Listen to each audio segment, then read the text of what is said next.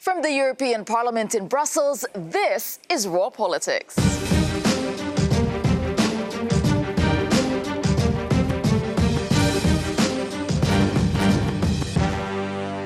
Thanks for joining us tonight, and this is what we have on the programme for you. Night of reckoning. After a historic loss for Boris Johnson, British MPs decide on extending Brexit and a new election. Grilling Lagarde, the new head of Europe's central bank, looks for support amid economic fears.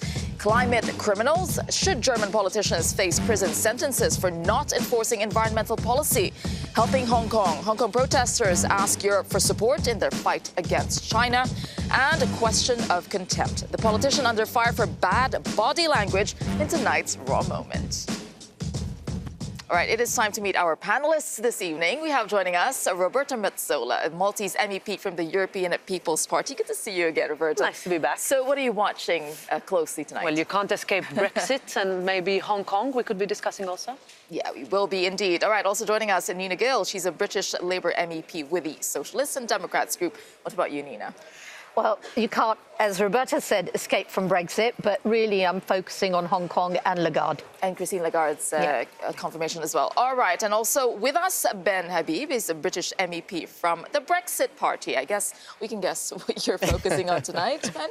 Yeah, well, I'm really intrigued to see whether Boris can get a new election across Parliament or whether he plays hardball over this new bill. For what he will be forced to do, as you were talking about. OK. All right. That is exactly where we will begin this evening with Brexit, because with what could be another historic evening in UK politics, British MPs are set to vote on a law forcing British Prime Minister Boris Johnson to seek another Brexit delay. Now, if they succeed, Mr. Johnson says he'll call a general election. The political showdown comes after a stinging defeat in the House of Commons last night, when Boris Johnson lost not only control of the Brexit process, but also his parliamentary majority. He even fired 21 of his own MPs. Now, today, Mr. Johnson answered questions in Parliament for the first time as Prime Minister. Let's take a look. Let us be absolutely clear. This government is going to get a deal from our friends in Brussels, and we will get the backstop out. We will get an agreement. I think this House can approve. The only thing that's standing in our way is the undermining of those negotiations by this surrender bill, which would lead to more dither and delay. We delayed in March, we delayed in April, and now he wants to delay again for absolutely no purpose whatever. What does he intend by this? Mr. Speaker, I really fail to see how I can be accused of undermining negotiations, because no negotiations are taking place.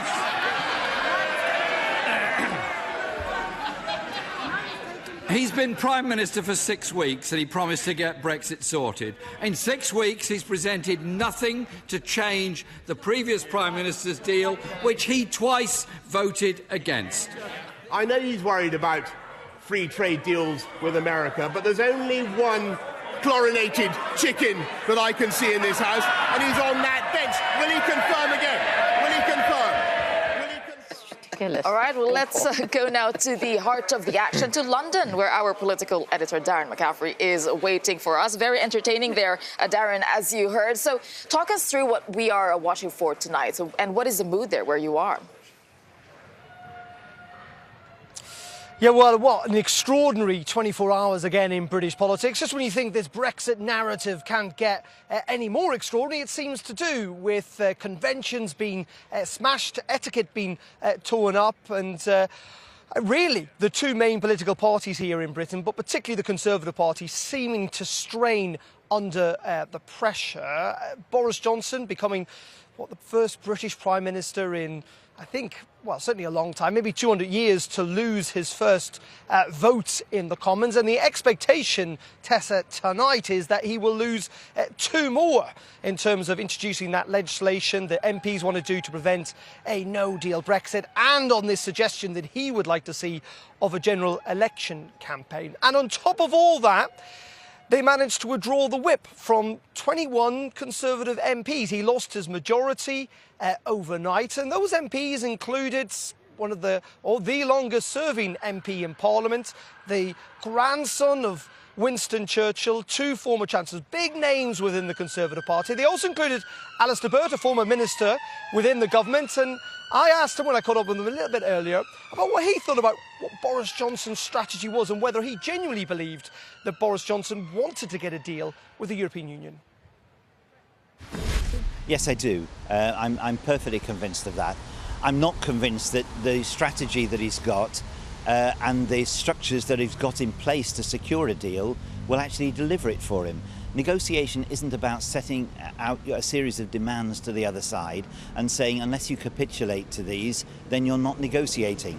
And I think the government has got to realise that that form of negotiation won't work and they've got to try something else.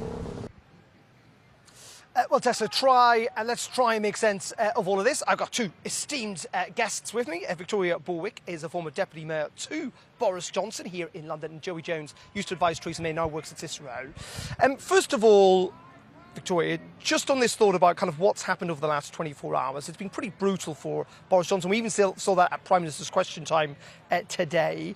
But it's going to be an awful lot more difficult as these votes come in this evening too, where the expectation is that he's going to lose both of them. Well, he may or may not, but at least this morning he was able to start to lay out his agenda for Britain. And I think that was probably the first time that people have heard him in Parliament being able to talk about extra police, about talking about investment in our schools. Boris is passionate about education, about all the other policies that he had. And then, of course, we've had the sort of spending review, or at least start of that statement. So I think it's an opportunity for MPs to, therefore, at the end of today, to make a decision what sort of Parliament they want. Do they want a Parliament run by Boris and the Conservatives, or do they want a Jeremy Corbyn government? And that's really, in the end tonight, what that vote's going to be about.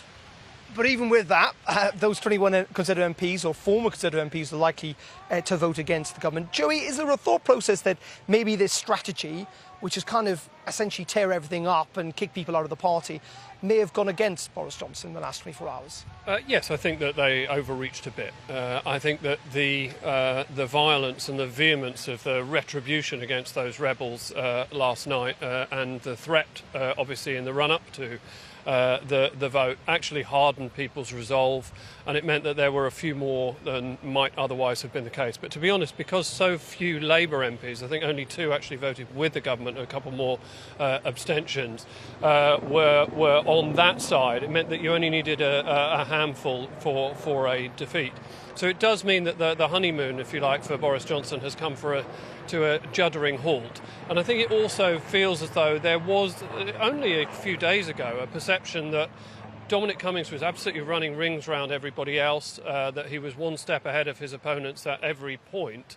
That veneer has very much come off now, and it feels like it's going to be a pretty ugly scrap in the trenches that we're going to see play out in Parliament, and then obviously at some point most likely in a general election. Well, that's it. Looking forward to that general election. Is Boris going to get his way? Is the Prime Minister going to get his way, in the sense that he's repeatedly said he doesn't want an election, up until Prime Minister's Question Time today when he admitted he does? How can an election come about? Well, of course, we're going to have to see what happens today. I mean, Jeremy Corbyn has constantly called for a general election. Bring on a general election. People have also been complaining there hasn't been a Queen's speech. So Boris has brought on a Queen's speech. So is Jeremy Corbyn going to be for it? Or is he actually going to go for that 2/3 majority that would secure a general election? I think people will be scratching their heads and saying, hang on a minute, I thought Jeremy Corbyn wanted a general election, so why is he not going to support it? And the rationale is essentially that they know that they actually hold the whip hand a bit at the moment, and they want, as the chief whip on the Labour side said last night, to let Boris Johnson stew in his own juice. The election will come, but they want to secure an assurance or a guarantee that Boris Johnson will have to ask for an extension if there's not a deal done with the European Union. Now, he's absolutely dead set against that. That would be a huge humiliation from his point of view, a humiliation that many on the opposition side would rather relish. Okay, and just in one word, will the UK leave on October 31st? Yes or no? I think I trust in Boris. The answer is yes. Joey? That was a sort of moan of insert. I don't think that we will at the moment. I think we'll be in election territory at that time. OK, Tessa, can I add that I simply don't know? And to be honest, I don't think anyone really does. But it has been, so far, an extraordinary week in British politics. We know that Brexit has kind of torn the conventions up here. We're likely to see that happen over the next couple of days, where no one got any real sense of what's going to play out into next week, when the expectation is that Parliament would be suspended, for the next 4 or 5 weeks. Right, thanks for that, Darren McCaffrey and his guests there. All right, I'll start with you, Roberta, the non-British person here. I would like to. What I'm going to say now. Yes, but I need to ask you, what do you think, watching it from the outside? Is this a gamble gone bad for Boris Johnson, or a brilliant master plan? It's what he wanted all along, as some seem to suggest. Well, those suggestions seem to change every 5 minutes. You know, you see someone saying, well, this is a master stroke, that he will manage to wrangle through the majorities that he needs. But yesterday we saw that he can't manage. And, you know, looking at different parts of the Conservative Party who disagree between them as to what will happen, I think we're looking at, and here I say it from an outsider, so with all due respect, that we looked at always the British Parliament as the institution of democracy par excellence, and seeing what is going on at the moment, whether somebody's lying back or whether someone's calling another a chicken, or simply like flip-flopping on issues and party allegiances. I think this is something that I won't even be able to answer. What we want, at least, that we want certainty, and that's certainly not what we have or have been given. I mean, certainly in this giant chess game, as you say, it changes every 5 minutes. So whose move is it next? Is it Jeremy Corbyn's? I mean, and what is the move? It seems like, as we heard from Darren's guest, we don't actually know, do we? No, I mean, we're do quite... you, from the Labour Party? No, I would say, well, Labour and Jeremy has been quite clear that what we want to do first and foremost is to make sure there is no deal Brexit is taken off the table. You know, that is our biggest worry. I mean, you've got a Prime Minister at the moment... And if he doesn't get that no backing for a general election? Well, exactly. I mean, you know, we've got to get the legislation in place. Once that legislation is in place, that he cannot mess around with electoral agenda. I mean, what Labour is very aware of is two things. One, that you cannot trust this Prime Minister.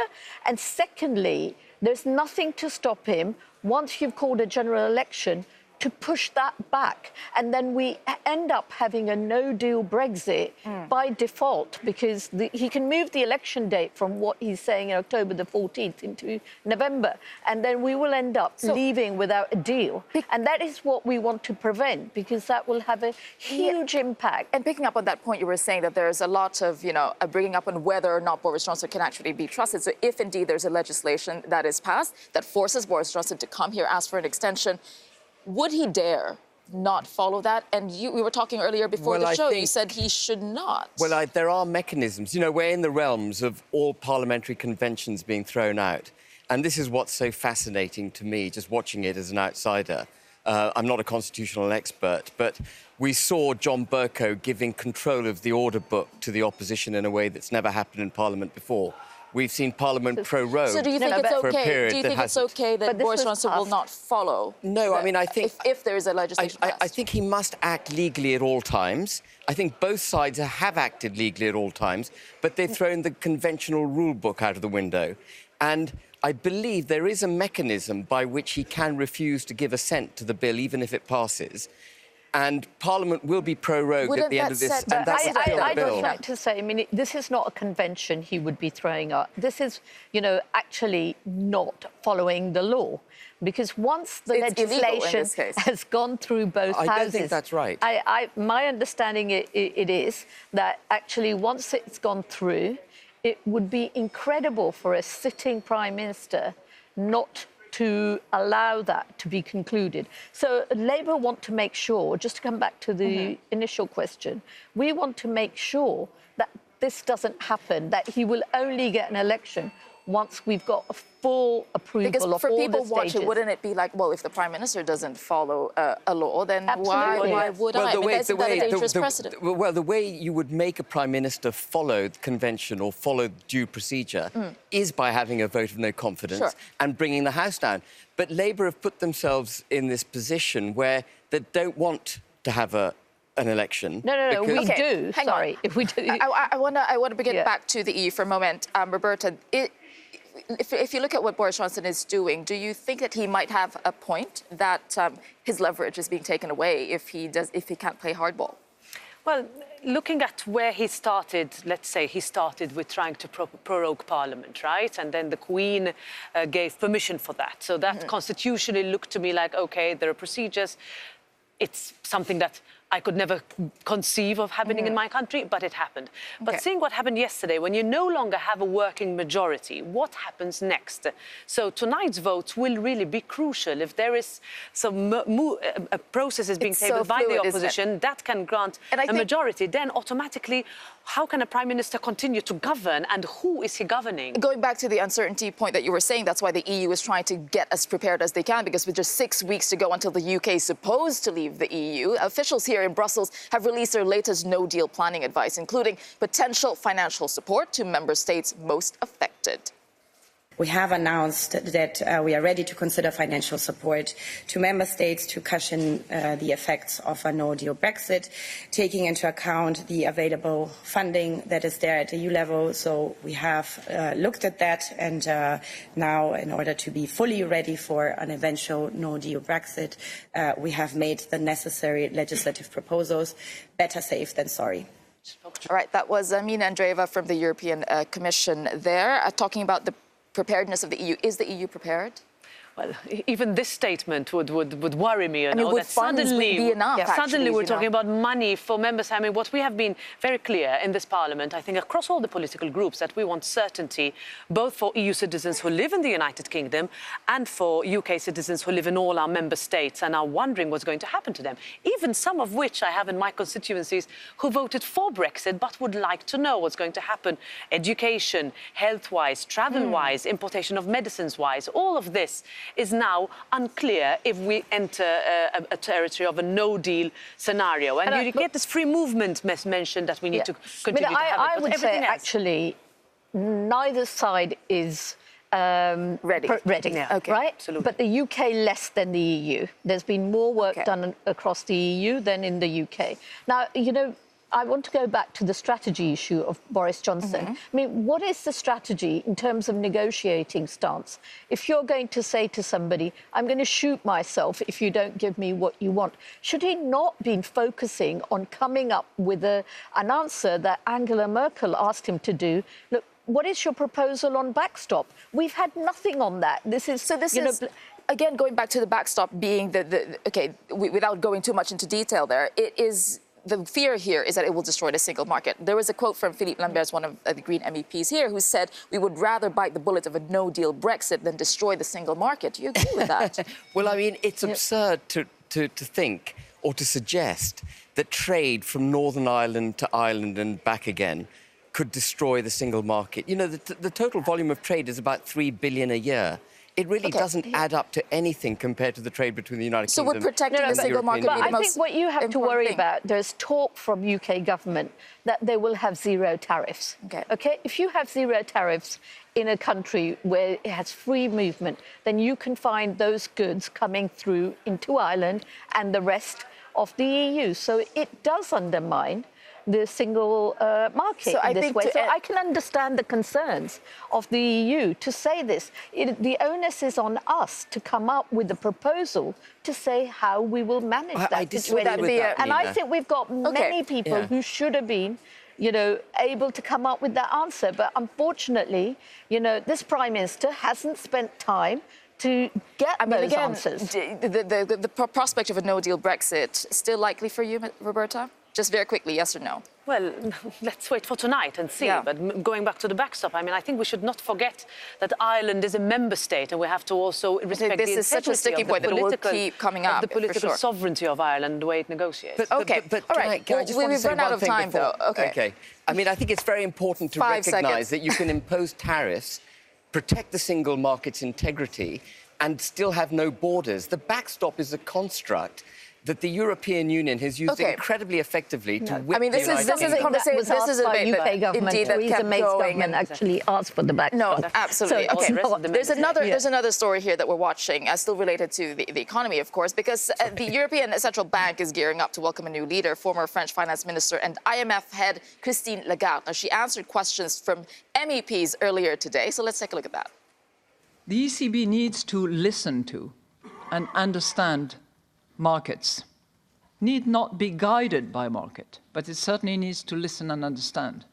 But it also needs to listen and understand the people, because a currency is, after all, a public good that belongs to the people. We can work hard at making sure that civil society representatives and people actually take ownership of what is currently regarded very highly by the people of the euro area, the euro. Unfortunately, we cannot say the same about all the European institutions, but I believe that it is through fostering a strong and vibrant dialogue that we can actually improve that situation. Now, Ms. Lagarde, to the ECB comes at a really critical time amid worries and warnings of an economic downturn, even a recession driven by several key factors, including, of course, Brexit uncertainty, what we've been talking about. A no-deal exit would be economically damaging for both the UK and Europe. Concerns about slowing Eurozone economies, including Germany, biggest economy here in Europe, which may already be in a recession. And, of course, the ongoing US-China trade war. Well, joining us for this part of the discussion is Armendra Kanani, Director of Insights at the think tank Friends of Europe. Okay, let's start with you, Armendra. Good to see you again. Good to be here. What about all these worries? How big of a worry should it be?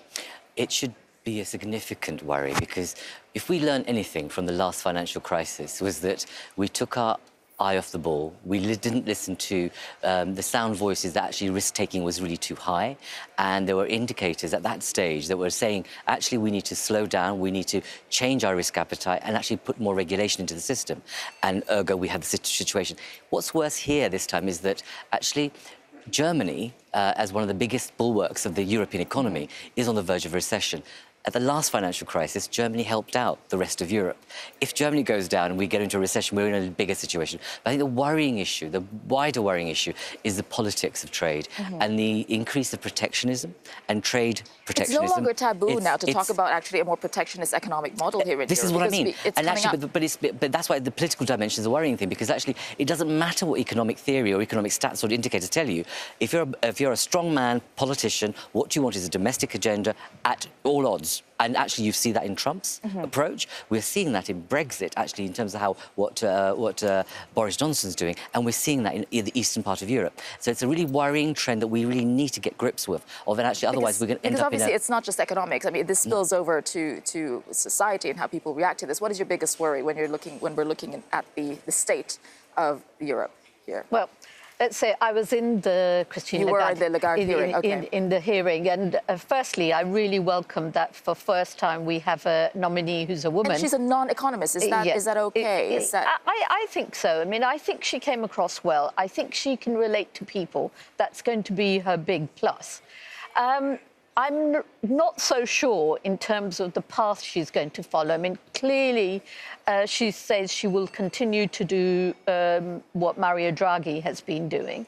Which is quantitative easing and helping spur growth and movement in the economy. Yeah. But overall, I was satisfied by her performance, especially that she said she's going to be focusing a lot more on sustainable finance and putting that higher on the agenda. So these things are priority for my group. And I think, you know, she was also saying that we needed to kind of mend the roof while the sun was shining. And she was really pointing to Germany to saying, look, they should be doing more to invest at the moment to avoid going into a recession. Indeed. So I think that was a very important point that she made. She brought up. OK, what about your take? I was in the same committee meeting. And what I found astounding this morning was what she didn't talk about, which was the fact that the euro is at the heart of the creation of all the problems. The reason you have these southern rim European countries suffering so much, such high unemployment and so on, is because they built up massive debts, buying effectively German goods in the good times, borrowing money from German banks, creating a kind of internal I mean, this is the position of a lot of Eurosceptics. Isn't that can I just finish? Of course, So, of course. You know, what would normally happen when a country gets over-leveraged and can't support its debts is that it would default on its debts, its currency would devalue, and the whole thing starts again. But what we've got with the Eurozone is negative interest rates, effectively ever since 2009 or 2010. Okay. Unable to get the economies going. I mean, you've got a sclerotic growth rate in Europe. I mean, this argument definitely is in the camp of those, you know, who are very Eurosceptic. And Dharmendra, you're not buying this argument. Because I think... with all due respect, there's a kind of, you know, a truth being rewritten in different ways, in a way that's actually not borne out by data. The reason why you have the low interest rates was to actually deal with the financial crisis that we came into. And it's the fact that the Eurozone is being blamed for the crisis of southern economies, it's not about the Eurozone. It's about poor fiscal management by government. It's about poor monetary policy development by government. And it's about not restructuring their economies. And what you're saying is... If I may, but let me finish. The issue here is that you are doing what others are doing, is actually say that the problem lies at the door of the Eurozone rather than the domestic policy management of the agenda, both in fiscal and monetary terms. Okay, if the responsibility is on governments, just very quickly, can the ECB actually help in this situation? Do they still have ammunition to fire to help? Absolutely. If you think about the situation in relation to Greece and about the large amounts of money that were made available. So you're optimistic? As long as other governments follow suit, though, because domestically banks have to weather this storm. They have to take action now rather than later. All right. Can I say one more thing Again, on that? we're running out of time. We're into negative interest rate territory. And one of the things that was discussed this morning was making a digital currency. The reason the central banks want a digital currency is to make sure that they can go ever more negative. At the moment, they're running out of monetary policy levers. And they have to invent new things to keep the ship going. And what they really need to do is let the pressure come out of the pot. You know, surely the European economy, as it stands now, is in, would you say, dire straits at the moment? It's moving towards that direction. It's moving towards that direction, absolutely. But things can be done now. All right, we'll leave it there. Coming up on Raw Politics, the push to put some German politicians in jail for not enforcing clean air policies. Plus, we have a lot more for you. Under fire for lounging, one British MP gets too comfortable in the House of Commons in tonight's Raw Moment. That's coming up.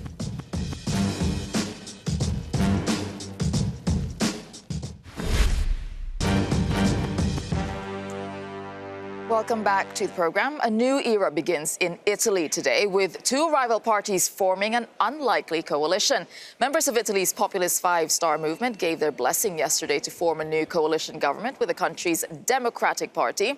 Now, the new government will see the return of Giuseppe Conte as its premier, and it comes after Five Star's previous partners, the Matteo Salvini-led League Party, pulled out of the government, trying to force a snap election in which he hoped to come out on top.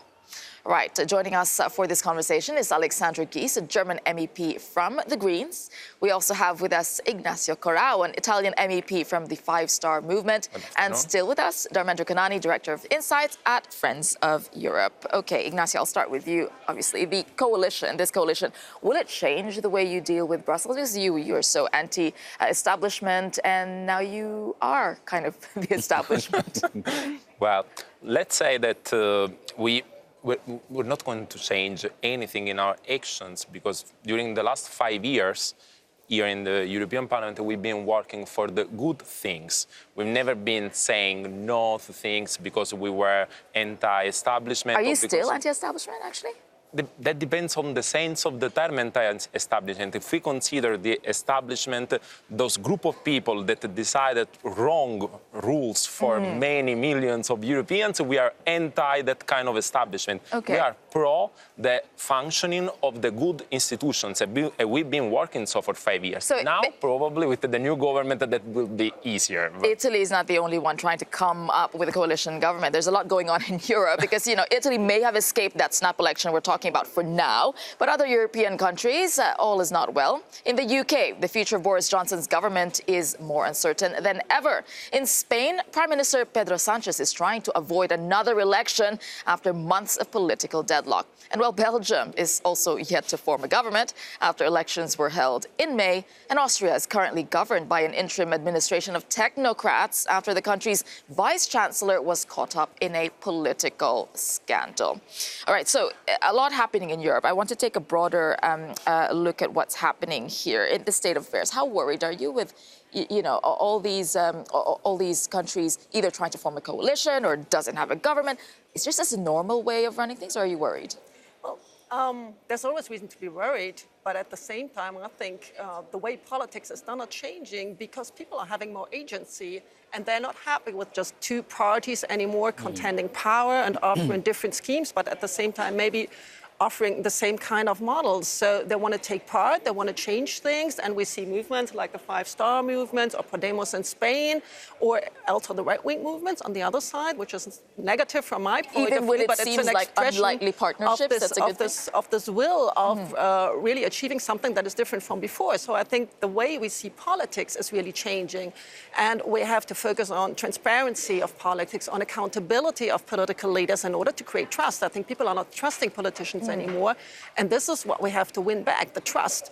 So I mean, I'm worried, but I think it's interesting as well. And in Italy, so that's a positive look about what's happening with all the uncertainty, but it does cause instability. Are you worried from that point of view, Darmendra, when there is instability? What government are we working with today or next month? I think this links to the earlier debate about economics. I think I agree with you. There's something wider afoot here, and I think the European elections that we had recently showed us that actually the two stronghold party system is not going to work. You're going to see a much more fracturing of politics, and even at a national state, you're going to see people are not comfortable with either left or right. And they're seeing moderation or centrism taking place more so, because actually it speaks to their lived experiences.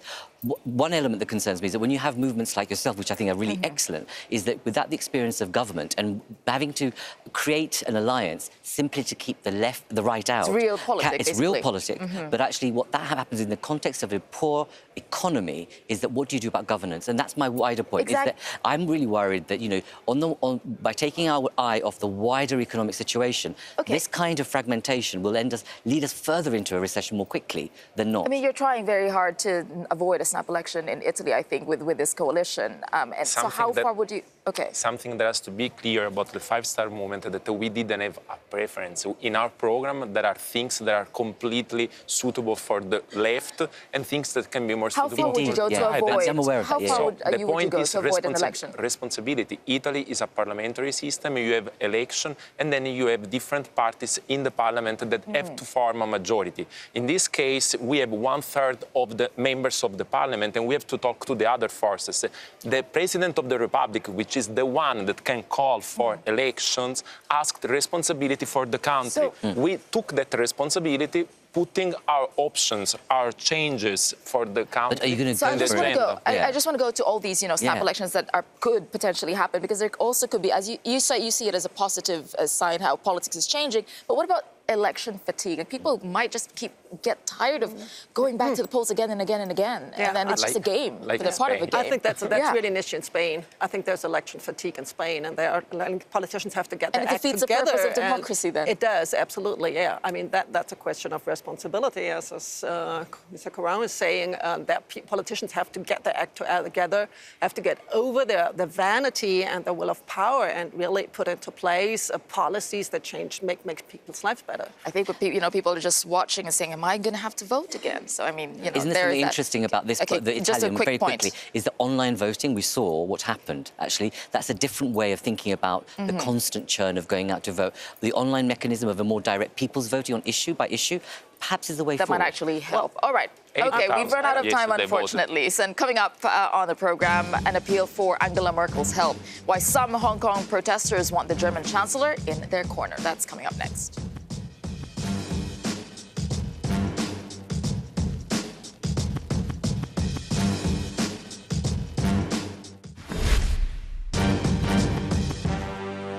Welcome back to the program. Now, as pro-democracy protests continue in Hong Kong, one of the most well-known protesters is turning to Europe for help.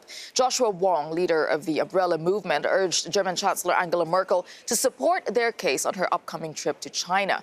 In a letter published in the German media, he called on Merkel to, quote, be guided by her memories of life in dictatorial East Germany and her dealings with Beijing, end quote. Now, it comes as Hong Kong's embattled leader Carrie Lam has announced the formal withdrawal of a controversial extradition bill that sparked 3 months of protests in the city. Right, joining us for this part of the program is Lithuanian MEP Andrius Kubilius from the European People's Party, and still with us, Darmendra Kanani from Friends of Europe, and back with us, Maltese MEP Roberta Metsola from the European People's Party as well. All right, I'll start with you, Andreas. I mean, all the EU has said so far is that this is a worrying development, and now Joshua Wong there is calling for help Angela Merkel. How involved should Europe be in this? Well, Europe should be involved, should support rightful demands of Hong Kong people who are demanding and put pressure on China? Yeah, sure.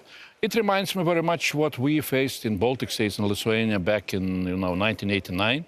It's very interesting that Hong Kong people took some example from Baltic states when they made on 23rd of August the same chain. The human chain. Right? Yeah, and we were appealing at that time also to leaders of the Western community to support our rightful demands for our independence. And the support which we got, it was not always very, very loud. Is the EU doing enough though right now, you think? I hope I would expect something more. Okay. European Parliament, resolution was strong enough. So, Roberta, Angela Merkel going to China tomorrow to talk trade. I mean, Germany is hardly in an economic position to make demands of China. And do you think human rights, again, concerns would be maybe taking a back seat? Well, I would hope not. This Parliament, as my colleague just said, has passed a very strong resolution asking for action. We have seen the shift today with the withdrawal. But what would Europe gain from putting pressure on China, for example? Well, I would consider ignoring what's happening in Hong Kong as being worse than what it would gain in its negotiations with China. I mean, I think it would be remiss, of anyone, whether who's observing casually or in negotiations or talks with the country that could be seen as having, let's say, playing a part in the reason why this demonstration is taking place, were not discussed. So I would expect, yes, this subject to rise. And another thing, I mean, even this withdrawal of the bill, I mean, there is a lesson to be learned in politics that there is a tipping point, and sometimes it is too late when you take too long to respond. OK. A very quick one, Darmendra, from you? I just think that it's part of a wider set of flashpoints that are happening across the world in terms of people power. And I think that we are seeing that here. You're seeing it on the Brexit issue. You're seeing that in Italy. You're seeing that in other parts of Southern Europe. And I think this is another example. And look at how the EU responded to the, Southern American states. There's a whole question, the same question, should you intervene or not? Here, there isn't the geopolitical issue or the economic gain, but there's something about global human rights issues. And actually, that's when you need to stand up and do the right thing. I would suggest that they waited too long on this occasion, but there is a wider picture here about... As Andreas was saying, there needs to be more involvement from the EU, and you were expecting a lot more. OK. All right, now from Hong Kong, let's turn back to Europe and to Germany now, where politicians could be forced to get serious about pollution. Let's take a look.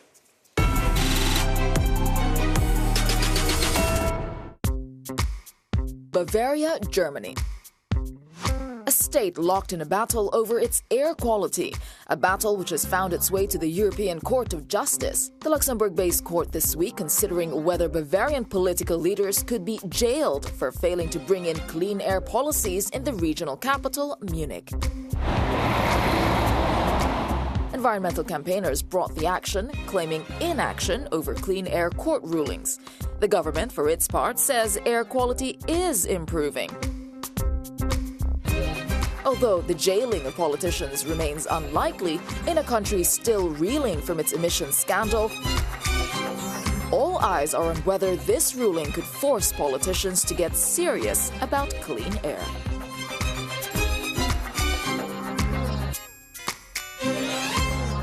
I mean, jail time for politicians for not implementing environmental policies, is that a bit much? Or do you think that's the radical solution needed in, when we talk about environment?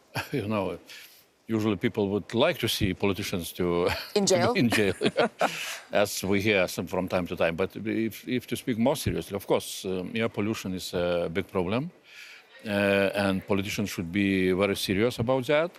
As we see, in other German cities, there are decisions made to prohibit, diesel cars to come into the cities. But the question is more fundamental, perhaps constitutional. Who should make political decisions in the country? Politicians or and courts? Enforcing all those policies that because what seems to be happening in Germany is to force the regional and local and state to get this ruling from the ECJ. Do you find this surprising? Well, I come from a country, Malta, where equality is the most pressing issue, and where we believe that the government of my country is not doing anywhere near enough. But again, I mean, when we're talking irrespective of the jail time, I think we're talking about enforcement of very ambitious targets that finally we have managed to achieve in last mandate of ours in this parliament here. I sit on the Environment Committee. I would like us to do more. And yes, of course, member states and their I wonder if other countries should be following suit. I think we're going to see more of this. I think we'll see more of this as people become more frustrated by the lack of action. I think Germany is a really interesting point. Germany early this year sided with Poland and Hungary on not creating more ambitious targets. Yet you have a state saying, this is not good enough for us. So I think you're going to see more of this people-led agenda about actually which avenues can we actually move towards to actually get action happening. So I think it's symbolism. To achieve more ambitious targets as well in the environment. All right. Coming up on the programme, as British MEPs get ready to vote, MPs that is, on blocking a no-deal Brexit, one cabinet minister says the government could reject the results. But what do you think? Should Boris Johnson ignore Parliament? Your call is coming up right after the programme, and we want to hear what you think. So you can call us at 00800 3333 7002. Use the hashtag #RawPolitics on Twitter and all of social media, and you can look for us on Skype as well. Do join us. Our lines are opening soon.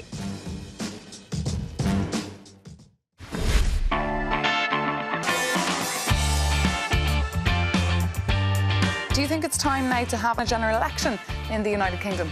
An election? No. We need a new government. The majority of people do not know what the government's doing. People like Boris, they like his positive approach, and they think he will get things done. Let's get on to Frank for the Netherlands. The guy in the studio, the politician for the Conservative Party, I mean, he's way out of touch of reality. Good evening, Anne. Do you think that an election is what the UK needs? No. It's up to the parliamentary people to make sure that we exit Brexit. Definitely. I'm fed up with it. Well, those were last night's Your Call highlights. It was a caller-packed first show back of the season, and we're doing it again tonight. So tune in and call in at 7 p.m. Brussels time or 6 p.m. if you are in the UK or Ireland. So our Brussels correspondent Jack Parrick will be hosting tonight, and he'll be joined by Claire Fox, a Brexit Party MEP and director of the Academy of Ideas, and she's joining us now in the studio. And still with us, Dharmendra Kanani. Okay, Jack, what are we talking about tonight? Is it Brexit? You can imagine, Tessa, that for tonight it will be probably a Brexit show, but we have other questions on the board as well. Okay. Take a look. The noes to the left, 301. Not a good start, Boris. Last night he lost control. Tonight Boris Johnson braces for a second blow as MPs try to force another Brexit delay. This despite his promise to take the UK out of the EU by the end of next month. No ifs or buts. One cabinet minister suggested the government could reject the results of tonight's vote. So, should Boris Johnson ignore Parliament? Also bracing tonight, Brussels. EU leaders could be faced with a third Brexit extension request from the UK. But has their patience finally run out? We want to know, should the EU grant another Brexit extension? And could politicians face jail time for not enforcing green policies? The EU's top court is hearing a case on this very question. In Germany, environmental campaigners launched the suit over the Bavarian government's inaction on clean air rulings in Munich, where pollution exceeds EU limits. Should politicians be jailed for ignoring green policies?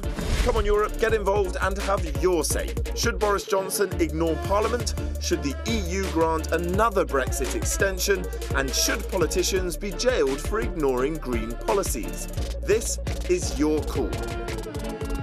Indeed, and we want to hear from you. Here's how you can get in touch. You can phone us for free at 00800 33 33 702. You can send an email to rawpoll@euronews.com. On social media, you can use the hashtag #RawPolitics, and you can search for us on Skype so we can see your face if you give us a call over Skype. But we want to hear your calls on these issues of the day. Absolutely. And we were talking earlier in our Brexit segment. I mean, the question, should Boris Johnson ignore Parliament? Should he be forced, to come here to ask for an extension? I think that's very interesting. What viewers will be really watching and seeing what their feelings are about this, because it sets a precedent.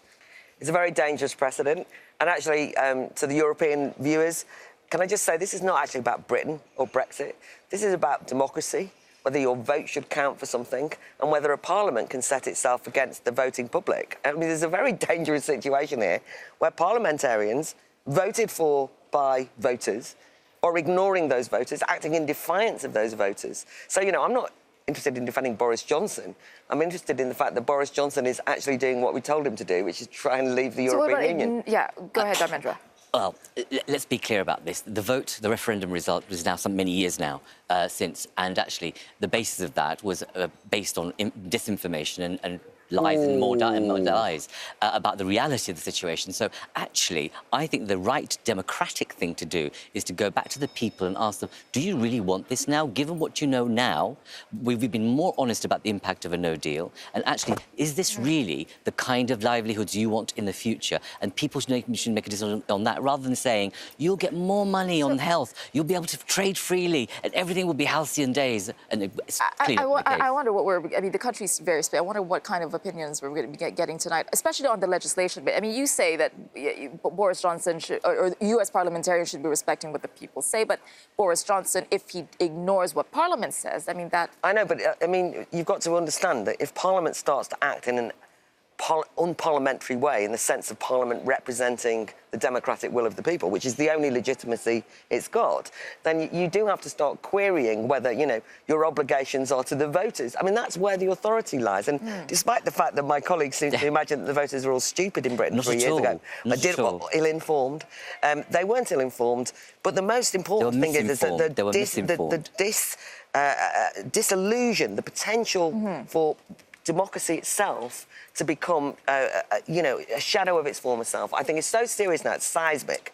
So I think there's a lot at stake of what happens now. Go ahead, Jack. It's a fundamental issue where the referendum was not reflected, the result of the referendum was not reflected in the way that parliamentarians in Westminster feel, and it's the crux of the Brexit issue and why we're at today. Isn't it so frustrating? And with all due respect, it's not targeted at you, it's all politicians, especially in the UK, constantly refer to democracy and it's not parliamentary process, when all that we've seen in the past 36 months is poor political machinations, people making up their own rules and doing, prorogation, for example. Prorogation. Every day we see something new. So you do have to join this conversation. You see, it's already interesting. You're going to have a good one. I think it's going to be a good tonight. So don't forget to get in touch, all right, tonight. All right. So there was high drama in the UK's House of Commons last night, as we also, if you were up watching, as MPs wrestled control of Brexit from the new Prime Minister. But one cabinet minister appeared less than gripped by the historic events. That's tonight's Raw Moment. There's been a lot of talk about democracy tonight, and the Leader of the House, who I have to say, with his body language throughout this evening, has been so contemptuous of this House and of the people.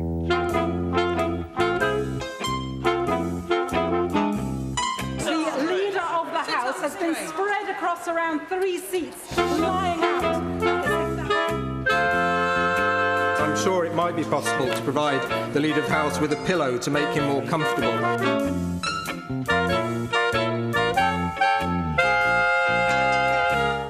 Should we we read into that? What do we read into that? I just think if that were me, my mum would ring me up and scream down the phone at me. You know what it is? It's Etonian entitlement. The sense of absolutely. Where it comes from, it's completely arrogant. In the meantime, Caroline Lucas said we should have a second referendum, which is what you were advocating. And then she said if Leave won, we should ignore it as well, because she wants to remain. So, I mean...